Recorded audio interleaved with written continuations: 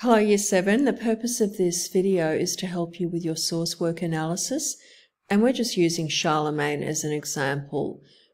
He was the ruler who basically started feudal England, or his court and his relationship with peasants and other nobles captured what we understand by feudal social structure. So there was that mutual obligation. Okay.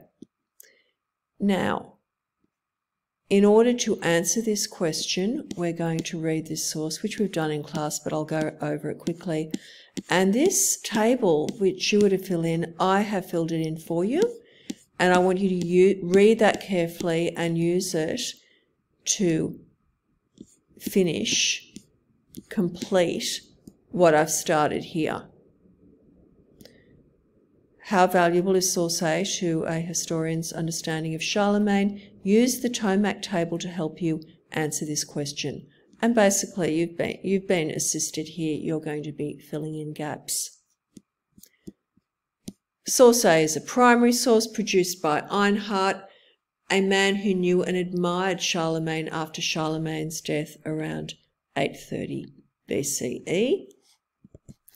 This source, made by Einhard, is valuable because it reveals information about Charlemagne's life.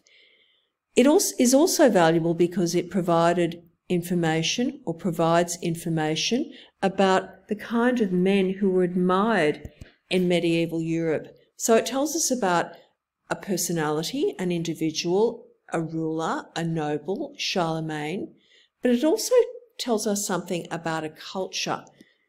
If Einhard was setting out to persuade people, to convince people, to present Charlemagne as a great man, a great ruler, then he would have done so by describing Charlemagne in a way that was admired. So we learn a lot about the culture through reading this source. We've only got a little excerpt from the larger book.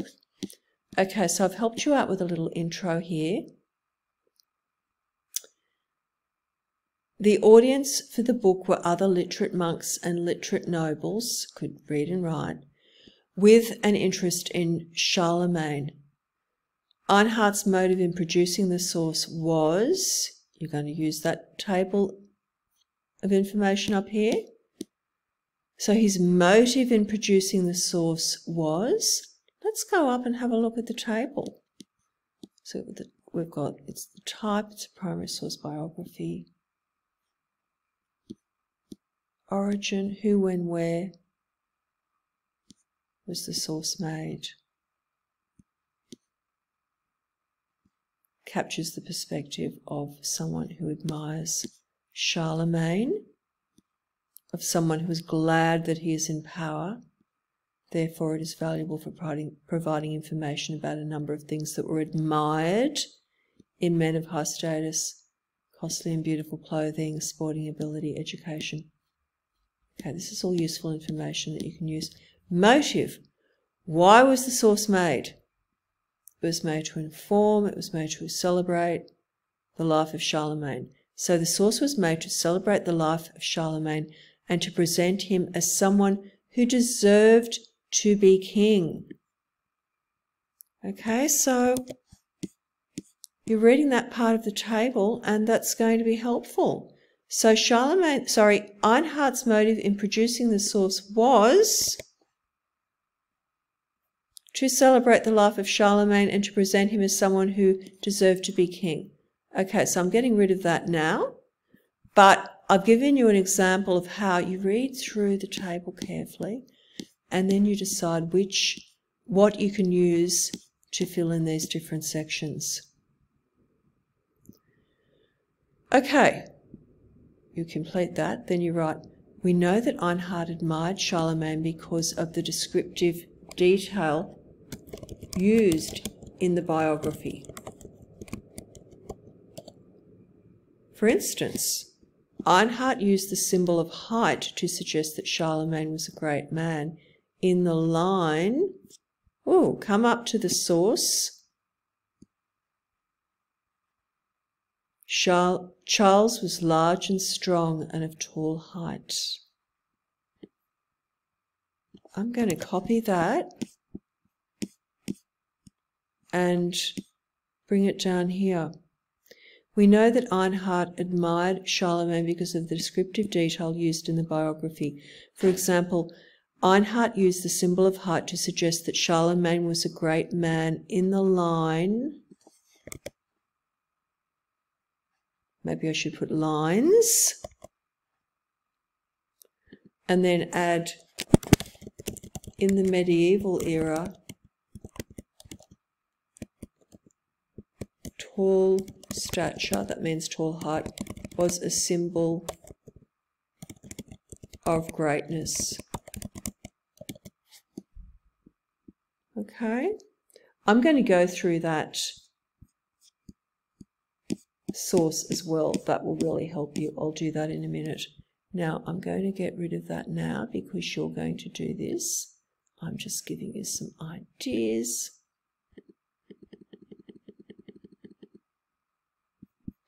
Okay, Einhard also presented Charlemagne as a strong and masculine man through presenting him as an athlete or as athletic. For instance, okay, in a moment we're going to look at all the emphasis on him being a great sportsman. That was also viewed as the sign of a masculine man. For instance, so up here you would be taking the quotes to do with Charlemagne being very athletic.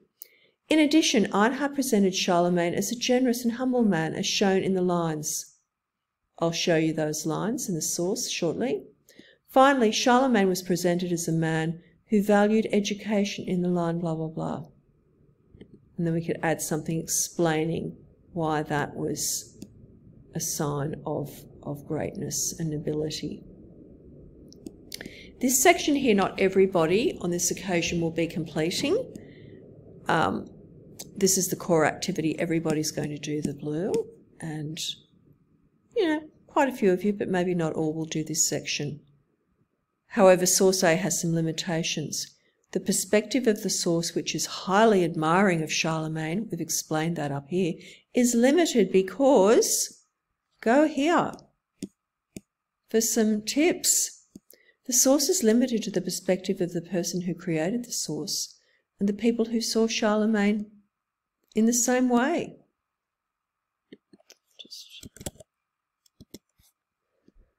It does not capture the perspective of the people who were defeated by Charlemagne or of the peasants. It's very much a perspective of the monks and the nobles.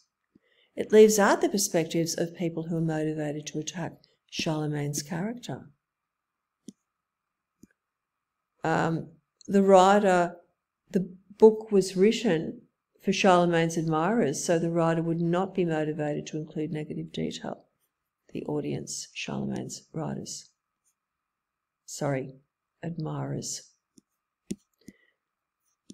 I'm not going to read everything in the table in this video, but we will be discussing it in class, and it's your job to read it very, very carefully and ask any questions.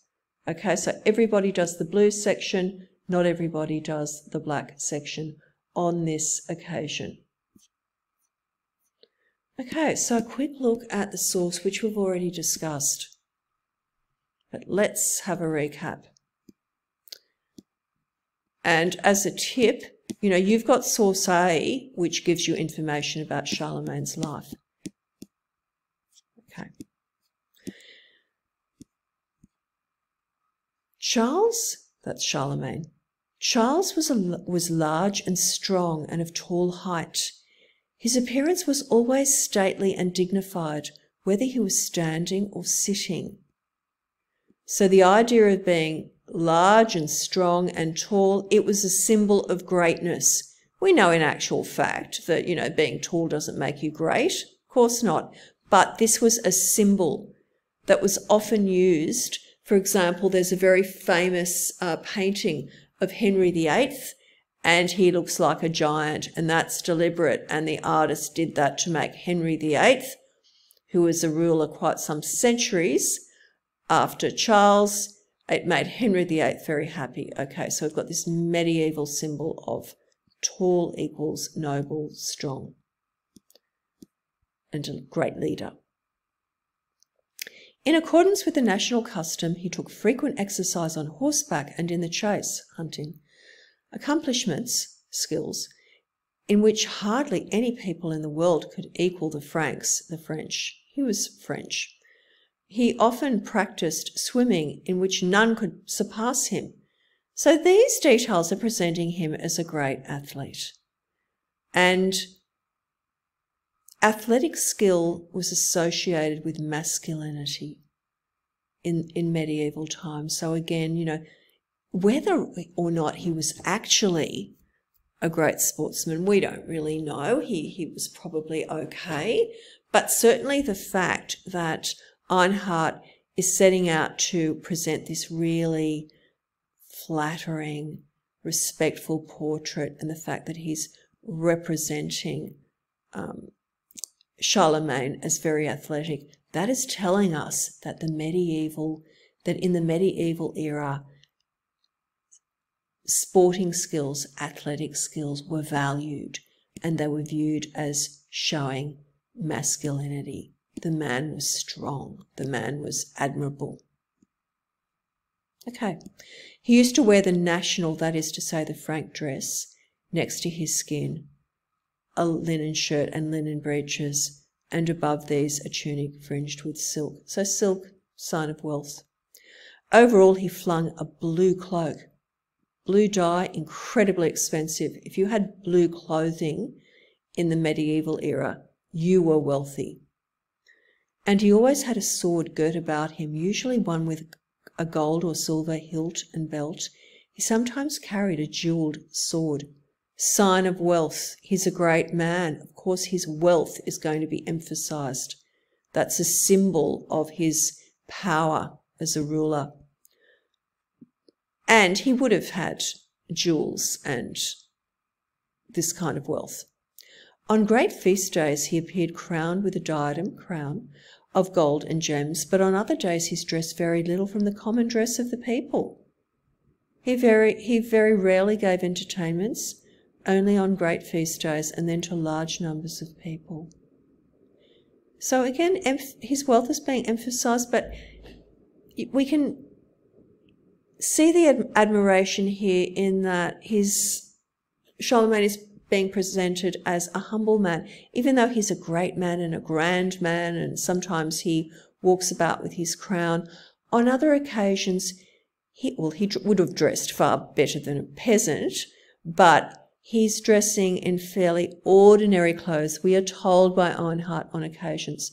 So again, we don't really know whether he did that, but Einhard is presenting him as humble. He doesn't think he's great.